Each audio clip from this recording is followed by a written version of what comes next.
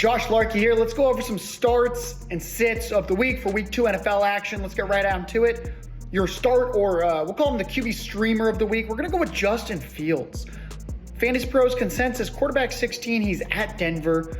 He had just 12 fantasy points last week against the Falcons, but he had 14 carries. He had 23 pass attempts. That's great usage. He even carried the ball 5 times within the red zone. It's unlikely that Fields gets 0 touchdowns again since this offense was at least semi-functional. And what do you mean by that, Josh? Well, they kicked 6 field goals.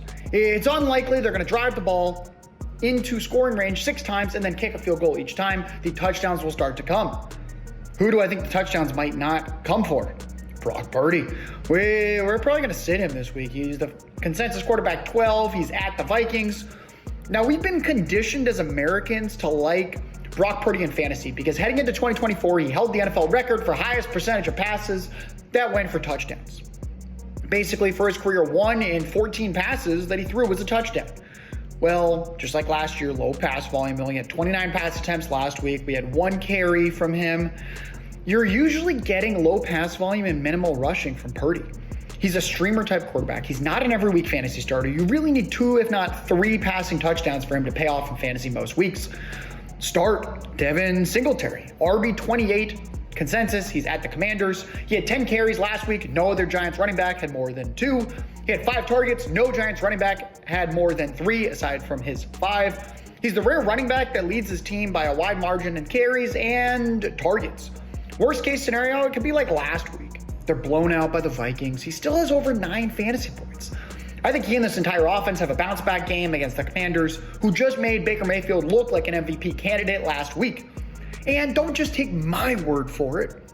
The Giants even have the 18th highest implied team total in the betting markets for week 2, reflecting optimism that their offense can be respectable. Sit Zamir White. Running back 32, what the heck are we doing? At the Ravens, if you're starting an early down committee back on an offense the better project for the fewest points, that's right, betting markets have the Raiders' lowest implied team total. I just have no words for you. White carried the ball 13 times. He had 44 yards on the ground last week with 2 targets. He was outplayed by Alexander Mattison, who actually looked kind of okay as a pass down back. Running back 32 for Zamir White just feels like people are just like clinging. They're clinging onto their priors about how early they drafted him in fantasy football this summer. Start Brandon Cooks. He's the consensus wide receiver 43 this week. He faces the Saints. He had 7 targets last week. That's great. Lamb had 10 for context. Jake Ferguson hurt his knee in week 1. I'm not sure if he's going to play. Maybe it's Luke Schoonmaker. Either way, that's just less target competition. I think Brandon Cooks is a top 30 option this week.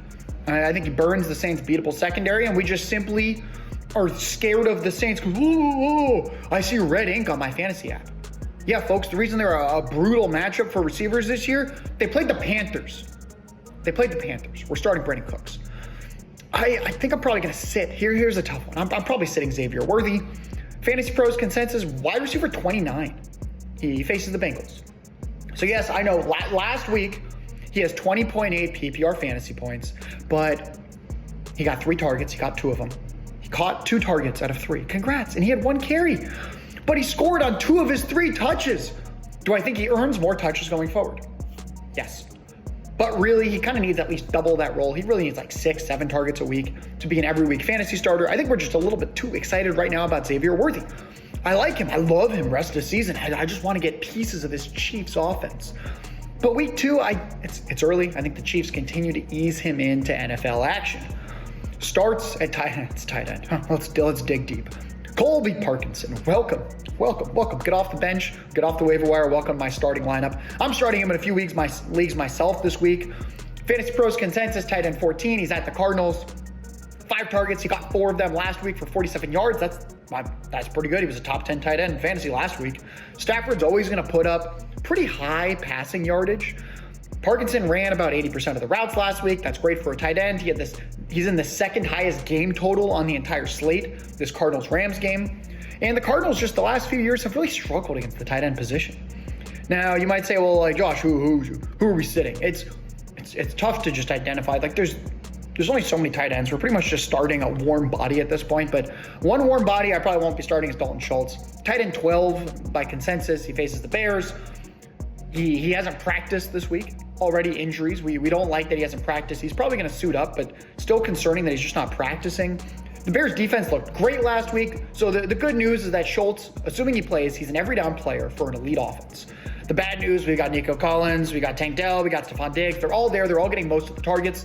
And then Brevin Jordan. Yeah, that's why we should be concerned about Dalton Schultz. I even have to mention Brevin Jordan.